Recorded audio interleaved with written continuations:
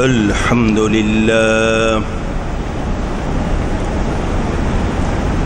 الحمد لله رب العالمين والعاقبة للمتقين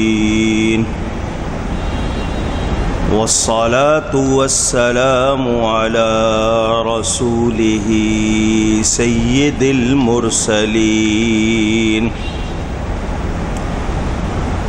رحمة للعالمين شفيع المذنبين سيد الأولين والآخرين سيدنا ومولانا محمد رسول رب العالمين وعلى آله وصحبه أجمعين أما بعد فأعوذ بالله من الشيطان الرجيم بسم الله الرحمن الرحيم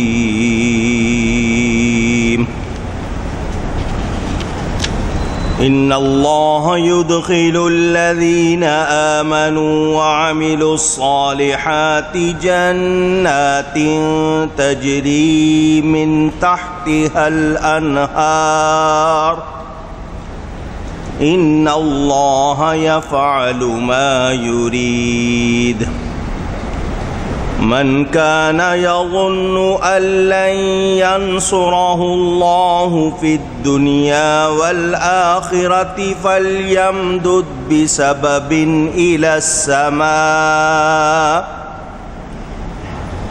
إلى السماء ثم ليقطع فلينظر هل يذهبن كيده ما يغيظ صدق اللہ العلی العظیم۔ محبت کے ساتھ ایک مرتبہ دروشی پڑھ لیجئے۔ اللہم صلی علی سیدنا و مولانا محمد معدن الجود والکرم وآلہ وصحبہ وبارک وسلم۔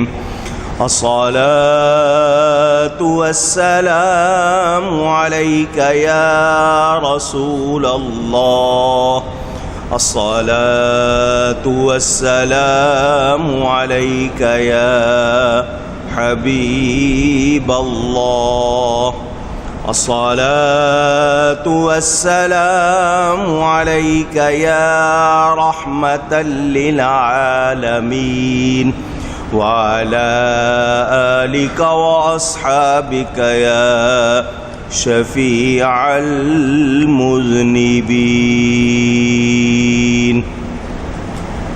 حمد و صلاۃ کے بعد سورہ الحج کی تفسیر آپ سن رہے ہیں۔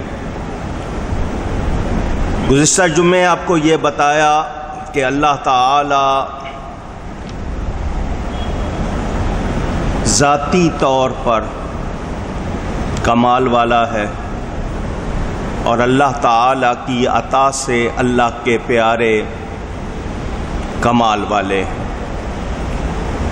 اللہ نے چیزوں میں نفع اور نقصان کا مادہ رکھا ہے، چیزیں بھی نفع دیتی ہیں، اس حوالے سے آپ کے سامنے گفتگو ہو چکی۔ ذکر تھا پہلے بتوں کا کہ بت کچھ نہیں کر سکتے، ان سے شفاعت کی امید رکھنا کہ کل قیامت کے دن وہ فائدہ دیں گے یا دنیا میں ان سے کوئی فائدہ ہوگا، اس کی کوئی گنجائش نہیں۔ وہ سارے مل کر جتنے بھی بت ہیں کچھ نہیں کر سکتے، جو ان کو پوجتے ہیں یہ ان کی غلطی ہے۔ ان بتوں نے ہرگز نہیں کہا کہ ان کو پوجا جائے۔ قیامت کے دن بتوں کی پوجا کرنے والے بہت ہی برے حال میں ہوں گے، اور بتایا گیا کہ ایمان والے اللہ کی عطا سے جنت میں داخل ہوں گے جو ایمان لا کر نیک عمل کرتے ہیں۔ ایسے باغ جن کے نیچے نہریں بہتی ہوں گی، بے شک اللہ تعالی جو چاہتا ہے کرتا ہے۔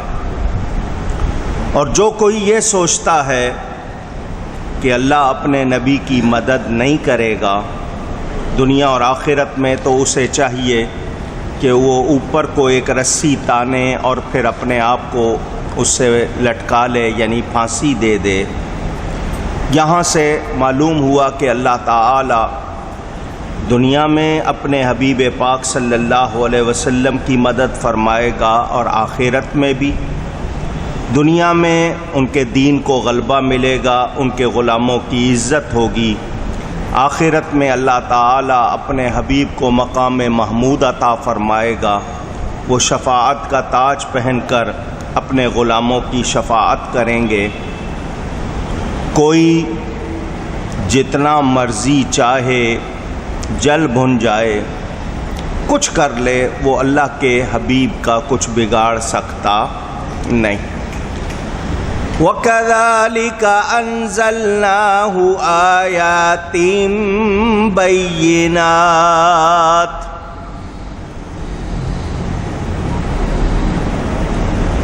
اور بات یہی ہے کہ ہم نے یہ قرآن اتارا روشن آیتیں۔ وَأَنَّ اللَّهَ يَهْدِي مَن يُرِيدُ، اور یہ کہ اللہ تعالی جسے چاہے ہدایت دیتا ہے، راہ دیتا ہے۔ آپ کو پہلی آیتوں کے بارے میں سنا چکا ہوں، مزید تفصیل میں نہیں جا رہا۔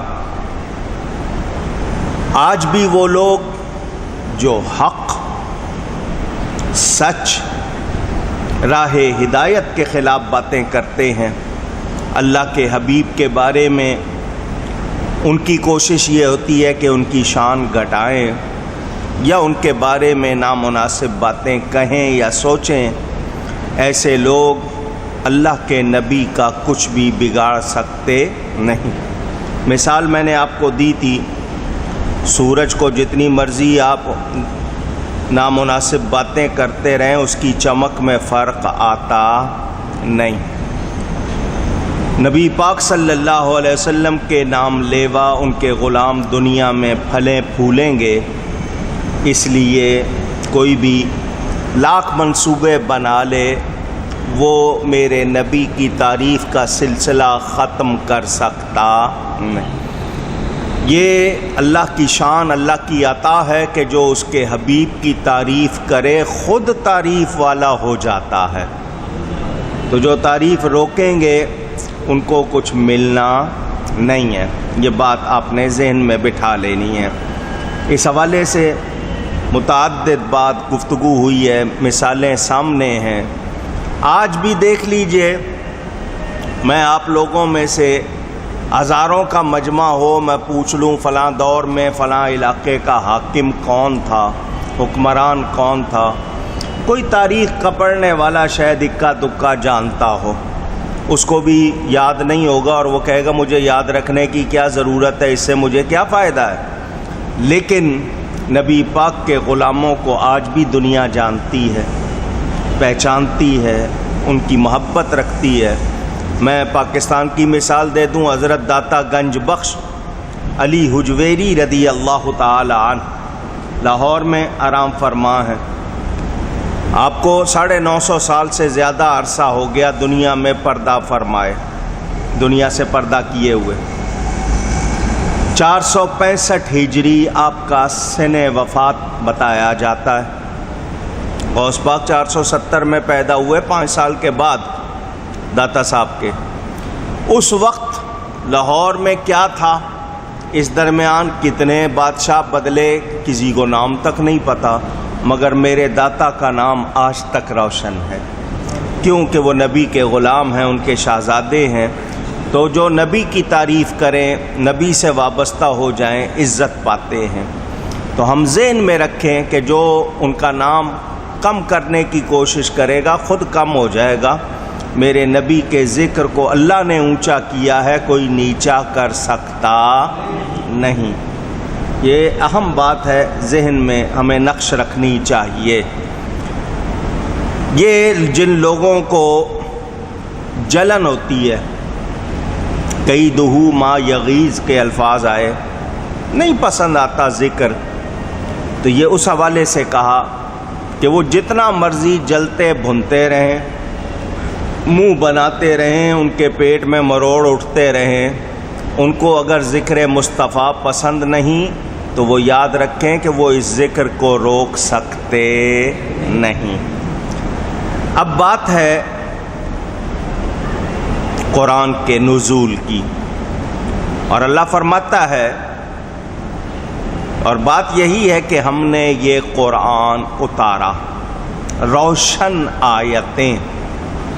قرآن کے حوالے سے ہم اتنی بات جانتے ہیں کہ یہ سارا قرآن میرے نبی پاک صلی اللہ علیہ وسلم کی نعت شریف ہے۔ اللہ تعالی نے جتنے صحیفے نازل فرمائے یہ ان سب کا جامع ہے۔ کون سی بات ہے جو اس میں نہیں؟ ہاں، ہر ایک کے لیے ایسا نہیں ہے۔ اللہ جس کا جتنا سینہ کھول دے اس پر اتنے ہی اس کے انوار ظاہر ہوتے ہیں۔ علماء نے بہت کچھ لکھا تفسیروں کے حوالے سے، لیکن کوئی بھی یہ نہیں کہتا کہ اس نے پورا بیان کر دیا ہے۔ قیامت تک تفسیر قرآن ہوتی رہے گی، کوئی اپنی رائے بیان کرے یا اپنی رائے سے تفسیر کرے، ان کا ذکر نہیں میں کر رہا ہوں۔ ان کے لیے تو حدیث شریف میں واضح بیان کہ من فسر القرآن برأیہ، جو قرآن کی تفسیر کرے اپنی رائے سے تو وہ اپنا ٹھکانہ جہنم میں بناتا ہے۔ تو اس حوالے سے وہ لوگ جو یوں کہتے ہیں نہیں جی الفاظ یوں نہیں ہیں، مراد یوں ہے، تو ان کو یہ یاد رکھنا چاہیے کہ جو نبی پاک صلی اللہ علیہ وسلم سے ہمیں معنی ملا ہے وہ آج اگر کوئی بدلتا ہے، اپنی رائے بیان کرتا ہے، تو اس کی رائے کسی اہمیت کے لائق نہیں۔ ہاں، قرآن کی روشنی میں بیان کریں گے اور وہ بات صحیح ہوگی تو ضرور سنی جائے گی۔ تو یہ روشن آیتیں ہیں۔ اب اس میں روشنی کے حوالے سے اگر بات کریں تو نور بھی ہے، بیان جو ہے وہ سینہ کھولتا ہے، اس حوالے سے بھی روشنی، اندھیرے دور ہوتے ہیں، یہ بھی روشنی ہے۔ اور یہ قرآن کریم کا معجزہ کہ اس کا کوئی بدل نہیں پیش کر سکا۔ ان سے کہا گیا کہ اس کی مثل لے آؤ، بدل تو دور کی بات، تو وہ اس کے مثل بھی نہیں لا سکے، نہ لا سکیں گے۔ تو قرآن کریم کو پڑھیں تو ہم پر کائنات کے اسرار، راز کھلتے ہیں۔ اللہ توفیق دے کہ ہم قرآن کو پڑھیں، سمجھیں اور اس پر عمل کریں۔ آگے بات ہے ہدایت کی۔ اس میں ذہن میں رکھیں، میں پھر اس بات کو دہرا رہا ہوں کہ ارادہ ہدایت سب کے لیے نہیں ہے۔ اس پر کوئی جتنی چاہے بحث کر لے۔ الہیات یعنی اللہ کی باتیں، جب اللہ فرما رہا ہے کہ اللہ جس کو چاہتا ہے راہ دیتا ہے، تو پتہ چل گیا کہ ارادہ ہدایت سب کے لیے نہیں ہے۔ تو اگر کوئی کہے کہ میری قسمت میں ہی ہدایت نہیں تو میں کیا کروں، تو وہ کیا قسمت پڑھ کر آیا؟ اس نے دنیا میں آ کر اپنی قسمت پڑھ لی ہے، کیا لکھا ہوا ہے؟ تو یہ انسان کا اپنا عمل ہے۔ اگر اس کی قسمت میں ہدایت نہیں تو اس کو تو معلوم نہیں ہے نا، اس کی اپنی کوشش کیا ہے؟ کیا اس نے صحیح راستہ چلنے کی کوشش کی، سچ بات سن کر قبول کی؟ تو جب نہیں قبول کی تب پتہ چلتا ہے کہ اس کی قسمت میں ہدایت نہیں۔ تو انسان اپنے عمل کو نہ بھولے کہ میں نے کیا کیا ہے، کیونکہ اس کی پکڑ، جزا اور سزا اس کے اپنے ارادے، اختیار اور عمل پر ہے۔ تو وہ لوگ جو یہ کہتے ہیں کہ اللہ نے جب ہدایت ہی نہیں دی تو کیا کریں، تو آپ کو معلوم ہے کیا آپ اس سے آگاہ ہیں؟ تو وہ لوگ جو اس طرح کی بات کرتے ہیں انہیں پہلے سوچنا چاہیے۔ اب ایک بات مشیت کی ہے، ایک بات رضا کی ہے، کہ ارادہ ہدایت سب کے لیے نہیں، مگر اللہ چاہتا یہی ہے کہ کوئی کفر نہ کرے۔ یہ اس کی رضا ہے کہ کوئی کفر نہ کرے۔ قرآن میں بیان واضح ہے کہ اللہ اس بات سے راضی نہیں کہ اس کے بندے کفر کریں۔ تو اب رب راضی تو اس بات پر ہے کہ سب ہدایت پر ہوں، مگر مشیت اور ہے، رضا اور ہے۔ یہاں اس حوالے سے بہت احتیاط سے بات کرتے ہوئے صرف اتنا کہوں گا کہ وہ لوگ جو رضا اور مشیت کا فرق نہیں جانتے ہیں، پہلے اس کو سمجھنے کی کوشش کریں۔ اپنی زبان یا قلم کھولنے سے پہلے احتیاط چاہیے۔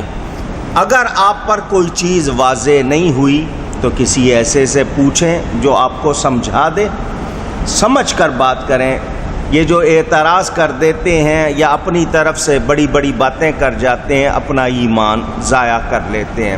جو بات سمجھنی ہے وہ یہ وَلَا يَرْضَىٰ لِعِبَادِهِ الْكُفْرَ، یہ بھی قرآن کا بیان کہ اللہ اس پر راضی نہیں کہ اس کے بندے کفر کریں۔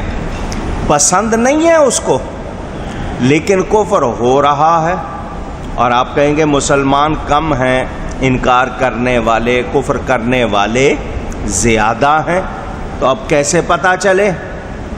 تو میں نے پہلے بتا دیا، یہ رضا اور ہے، مشیت۔ اب میں آپ کو صرف ایک ہلکی سی مثال سمجھنے کے لیے دیتا ہوں۔ باپ کیا چاہتا ہے کہ اس کے بچے آپس میں لڑیں؟ پوچھ رہا ہوں، سمجھنے کے لیے بات، کوئی تشبیہ نہیں ہے۔ وہ ان کو کوشش کرتا ہے کہ اتفاق محبت کے ساتھ سارے رہیں، لیکن کچھ باتیں ایسی ہوتی ہیں جن کی وجہ سے کوئی نہ کوئی جھگڑا، کوئی نہ کوئی نزاع، کوئی لڑائی، کوئی اونچ نیچ ہو جاتی ہے۔ اس اونچ نیچ پر اگر ہم یہ کہیں کہ دیکھو یہ جو کچھ ہو رہا ہے یہ باپ کروا رہا ہے، تو کیا یہ بات آپ لوگ مان لیں گے؟ آپ کہیں گے وہ پسند نہیں کرتا، لیکن ہو رہی ہے تو اس کی وجوہات ہیں، کچھ نہ کچھ وجہ۔ مثلا کسی ایک کو کچھ زیادہ دے دیا، کبھی کچھ کہہ دیا کسی کو، اس کی وجہ سے بھی آپس میں اس کے ساتھ رویہ یوں ہے، میرے ساتھ یوں ہے، اس پر ہی جھگڑا ہو جاتا ہے۔ تو کیا باپ نے جھگڑا کروانے کے لیے وہ بات کی تھی؟ نہیں۔ جھگڑا کیوں ہو گیا؟ یہ اس کے عوامل، اس کی وجوہات، اس کا سلسلہ، اس کو اب آپ کڑی ملاتے جائیں، یوں ہوا یوں ہوا۔ اللہ تعالیٰ کے 99 نام لوگوں کو عام طور پر یاد ہے، نام اس کے بہت زیادہ ہیں لیکن 99 خاص طور پر بتائے جاتے ہیں۔ اب بتائیے ان ناموں میں کیا قہار اللہ کا نام نہیں ہے؟ تو کہیں کوئی شخص اس صفت کا مظہر بنا ہوا ہے۔ ایک بادشاہ آئے گا وہ بڑا نرم ہوگا، دوسرا بادشاہ آئے گا بڑا سخت ہوگا، تو یہ ان صفات کا اظہار ہے، لیکن اللہ کو کفر پسند نہیں، ظلم پسند نہیں۔ ہو رہا ہے تو وہ اظہار ہے، یہ کائنات کا ایک سلسلہ ہے، ہم اس کو سمجھیں، اللہ پر اعتراض ہو سکتا نہیں۔ تو یہ انسان میں غصہ بھی رکھا گیا ہے، پیار بھی رکھا گیا ہے، لیکن کسی پر غصہ غالب ہے، کسی پر رحم غالب ہے۔ تو یہ انسان کی طبیعت، اس سے اس میں کیا ظاہر ہو رہا ہے؟ تو یہ وہ اللہ پر اس کو لگا سکتا نہیں، کیونکہ انسان کو جتنا ارادہ اور اختیار دیا گیا ہے اسی کے استعمال پر بات ہوتی ہے۔ تو وہ لوگ جو یہ کہتے ہیں کہ ہدایت دی ہی نہیں تو ہمارا کیا قصور، یا جن کو ہدایت پہنچی ہی نہیں، تو میں اس حوالے سے کئی مرتبہ بتا چکا ہوں، خاص طور پر وہ لوگ ہمارے نوجوان کالج یونیورسٹی میں پڑھنے والے بہت بحث کرتے ہیں کہ جی دیکھیں یہ جو کافر ہیں ان کو ہدایت پہنچی ہوتی تو پھر بات تھی نا، ان کو تو ہدایت پہنچی نہیں۔ تو میں اس کے جواب بہت مرتبہ دے چکا ہوں کہ اگر دنیا میں کوئی ایسا شخص مل جائے جس کو واقعی ہدایت نہیں پہنچی، اول تو ملے گا نہیں، کیوں کہ حضرت آدم سے انسانی سلسلہ شروع ہوا، ان کی اولاد میں صرف ایک بیٹا جو تھا وہ بگڑا، باقی تو سارے پہ نوح علیہ السلام، ان کے آگے انبیاء آتے رہے، تبلیغ ہوتی رہی، کافر تو بعد میں جا کے ہوئے، اسلام پھیلتا رہا۔ کون سا علاقہ ہے جہاں پر اسلام نہیں پہنچا؟ کوئی ایک خطہ بتائیں۔ اور قرآن کی گواہی ہے جب تک ہدایت کے لیے یا ڈرانے والا نہیں بھیجا، اللہ تعالیٰ نے وہاں پر عذاب نہیں کیا۔ جب لوگوں نے نافرمانی کی، سرکش ہوئے، حد سے بڑھے، تو عذاب آیا، تو ہدایت پہنچتی رہی۔ اب یہ دور اگر آپ کہیں تو یہ تو الیکٹرانک میڈیا، ٹیلی کمیونیکیشن کا دور، لوگ کہتے ہیں دنیا ایک گلوبل ولیج ہے، چھوٹا سا گاؤں بن گئی ہے، ایک بات دوسری جگہ سیکنڈ میں پہنچتی ہے، تو وہ لوگ اب تو بالکل بھی نہیں کہہ سکتے کہ کسی نے اللہ کا نام نہیں سنا یا پیغام حق نہیں سنا، ایسا تو نہیں ہو سکتا۔ ہاں اگر کوئی ایسا ایک شخص مل جائے کہ واقعی اس کو ہدایت نہیں پہنچی اور اس نے شرک نہیں کیا، تو اس کا معاملہ فطرت والوں جیسا ہوگا۔ فطرت کس کو کہتے ہیں؟ دو نبیوں کے درمیان کا زمانہ۔ حضرت عیسیٰ علیہ السلام تشریف لے گئے، ان کے بعد ہمارے نبی پاک تقریباً 550-600 سال کے بعد آئے، تو یہ درمیان کا زمانہ جو کہلائے گا یہ کیا؟ فطرت اس کو کہتے ہیں۔ تو اس میں چونکہ کسی کی نبوت جاری نہیں ہوتی ہے، تو وہ زمانہ فطرت کا، اس میں جو شرک نہ کرے اس پر وہ عذاب نہیں ہوتا۔ تو وہ ایسا کوئی ملے تب اس کا حکم فطرت والوں جیسا ہوگا، مگر ایسا ملے گا نہیں، سب کو معلوم، اور پورے کافر دنیا بھر میں لگے اسلام کے خلاف ہیں، اگر جانتے نہیں ہیں تو لگے کیوں ہوئے؟ تو یہ ذہن میں رہے۔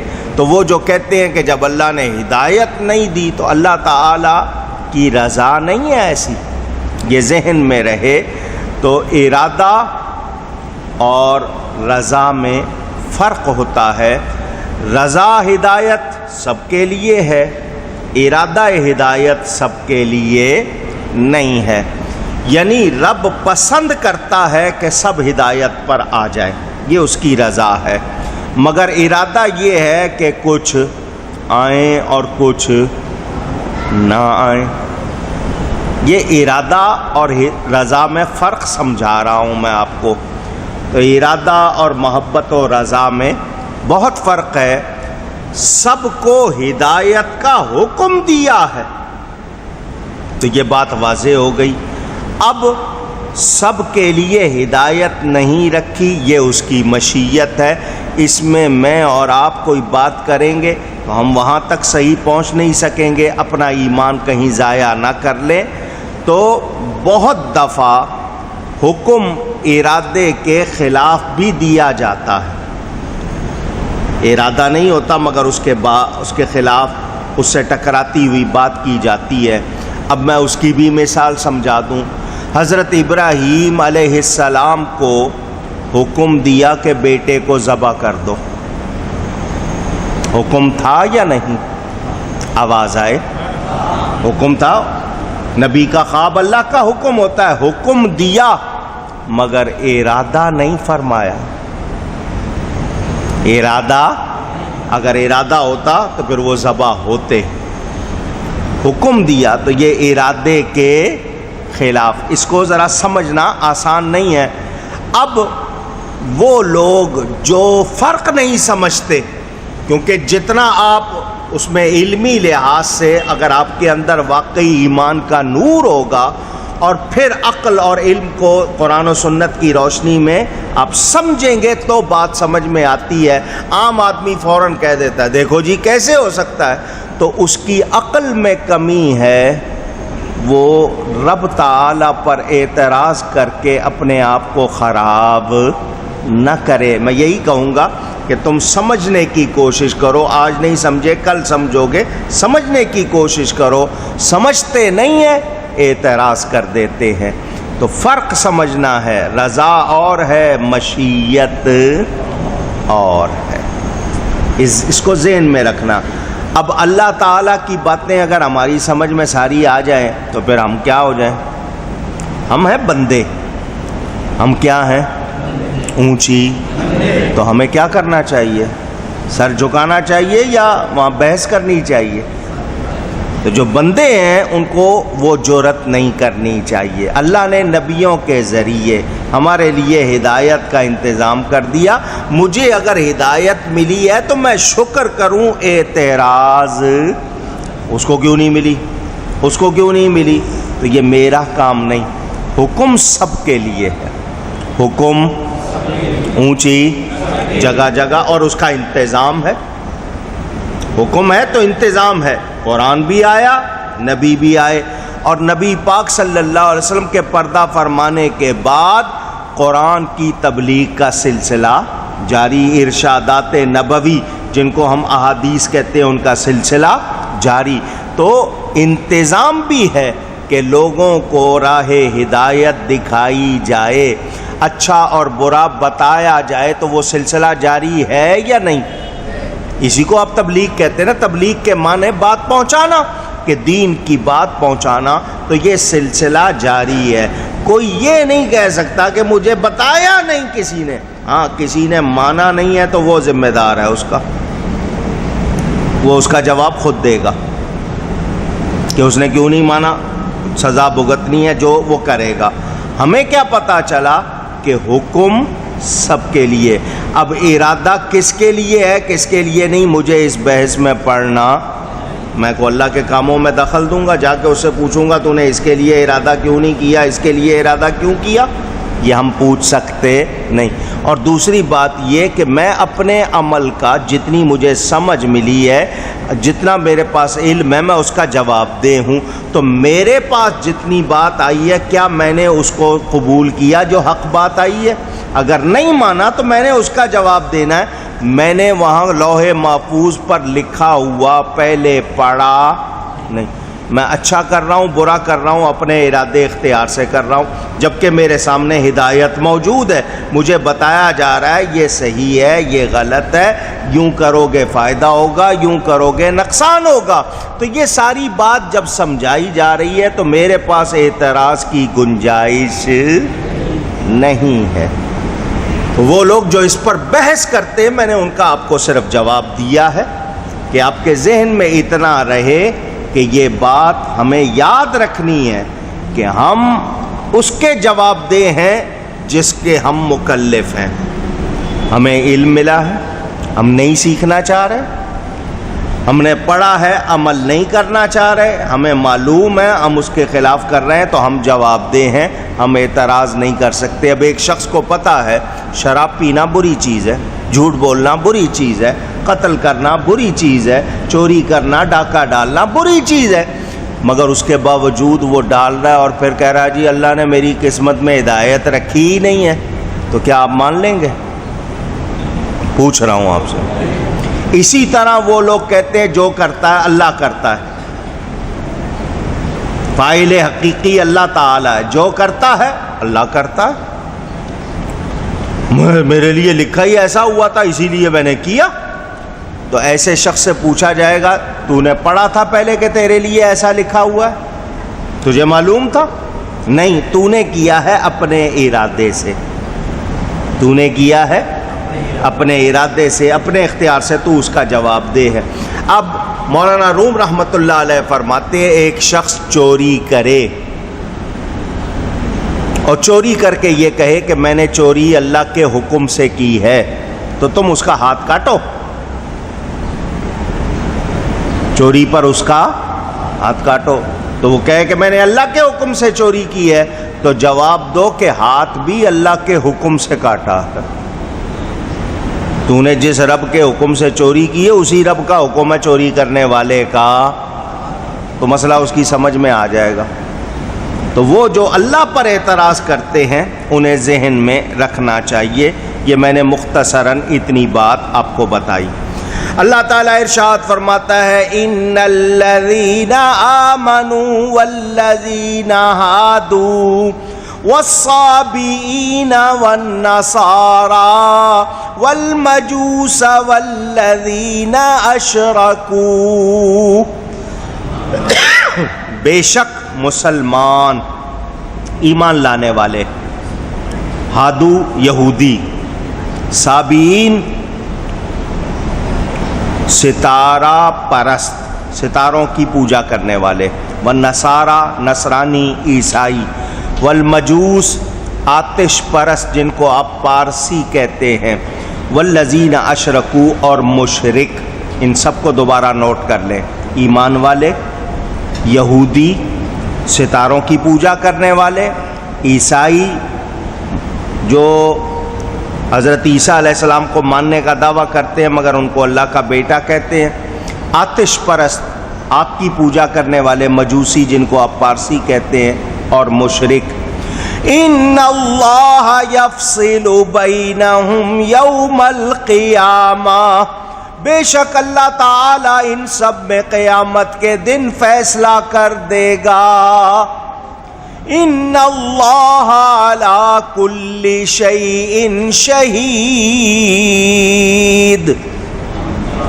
بے شک ہر چیز اللہ کے سامنے ہے، اللہ سے کچھ بھی چھپا ہوا اونچی۔ یہود و نصارہ مومن نہیں ہیں،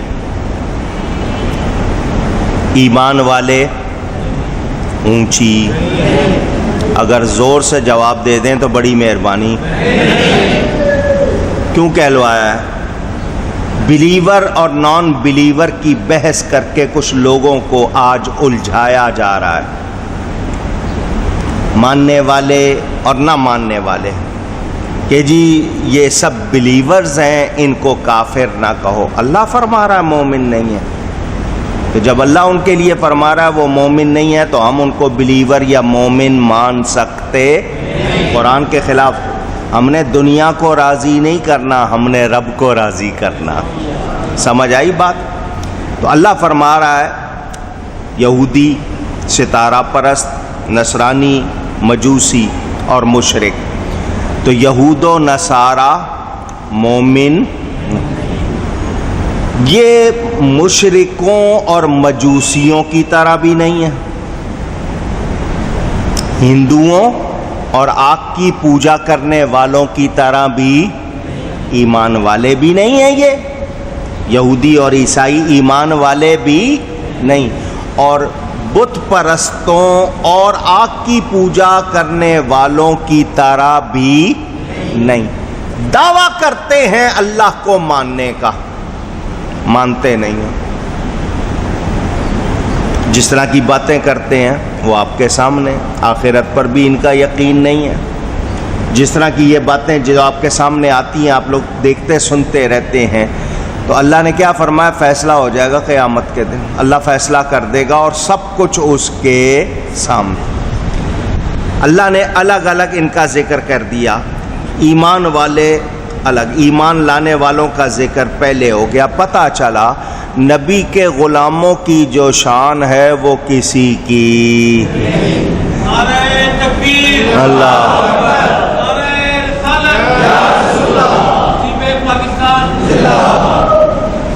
اللہ نے ہمارا نام ایمان والا رکھا ہے۔ کیا رکھا ہے؟ کتنی عزت کی بات ہے۔ باقی سب کو پکارا جا، تم یہودی ہو، تم نصرانی ہو، مجوسی ہو، ستارہ پرست، ہمیں ایمان والا، تو یہ عزت ملی ہے نبی کے صدقے میں۔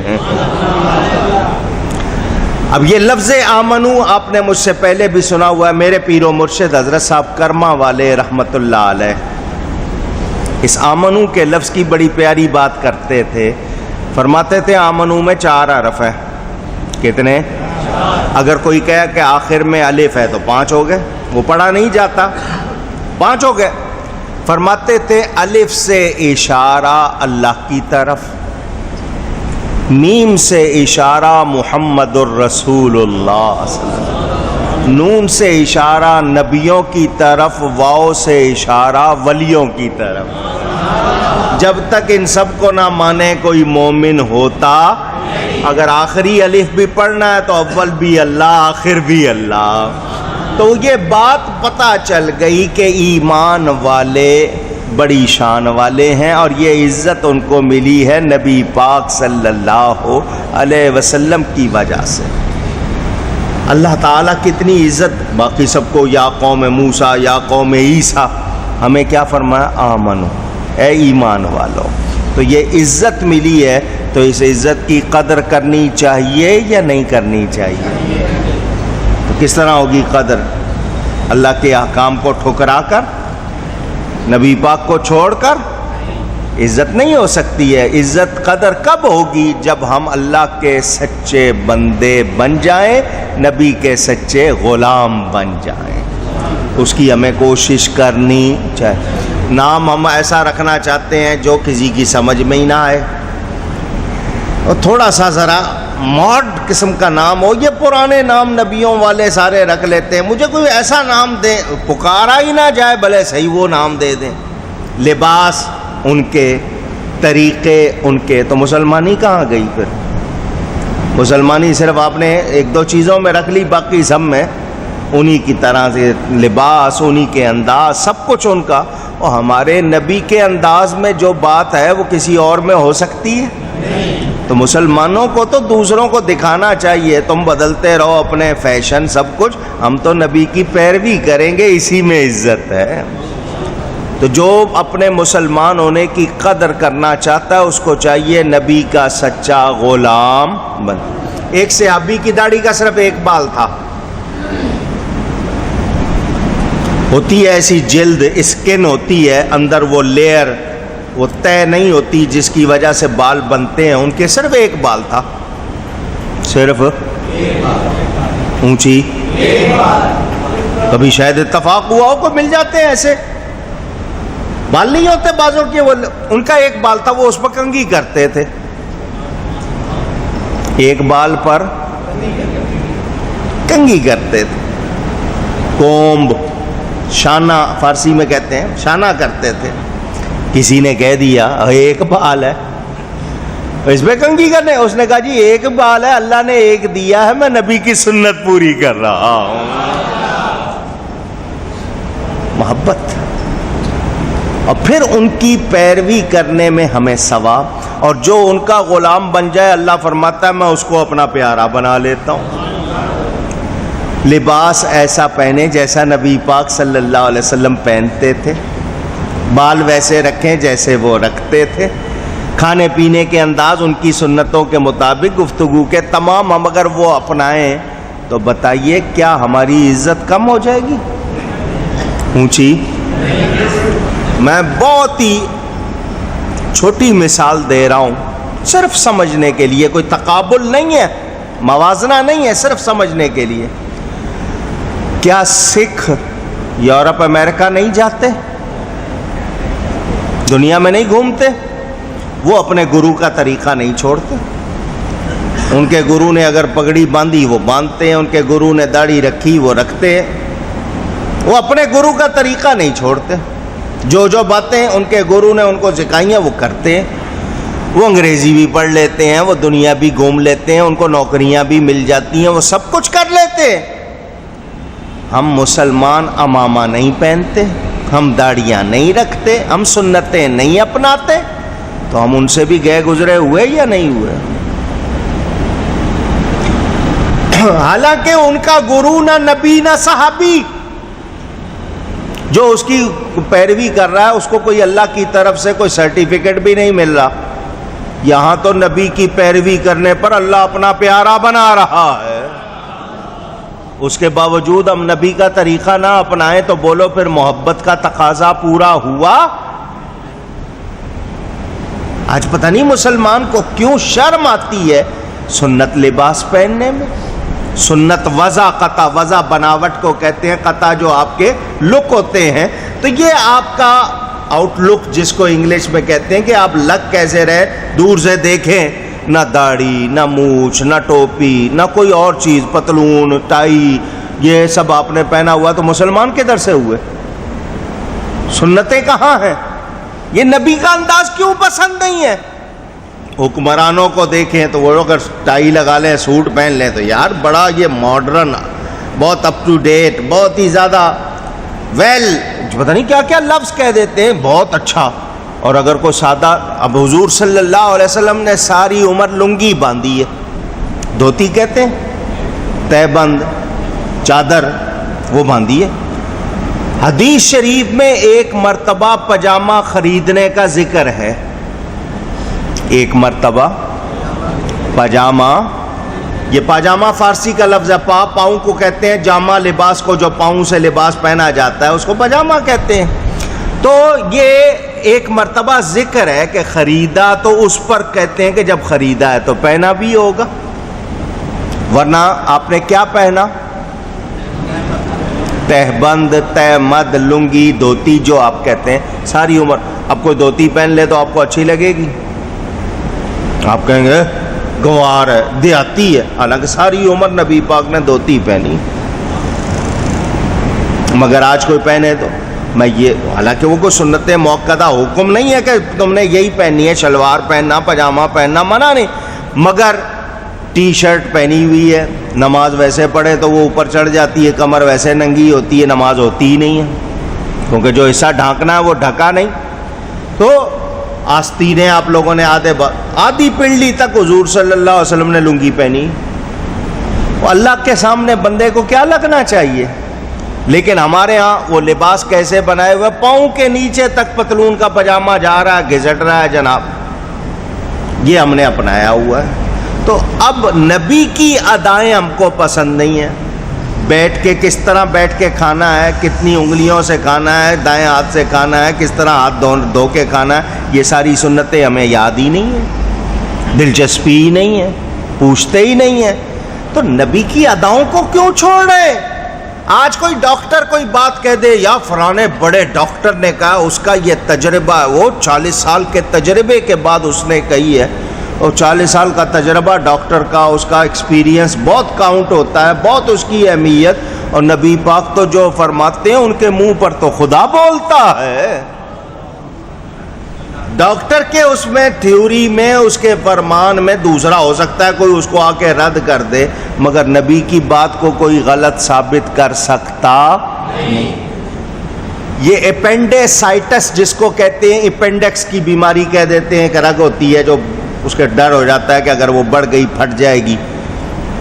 یہ جس طرح سنت طریقہ سکھایا گیا ہے بیٹھ کے کھانے کا، ایک ٹانگ اٹھا لو، ایک گھٹنا اٹھا لو، ایک بٹھا لو، اس طرح اگر کوئی بیٹھ کے ہمیشہ کھانے کی عادت ڈال لے وہ بیماری ہوتی ہی نہیں.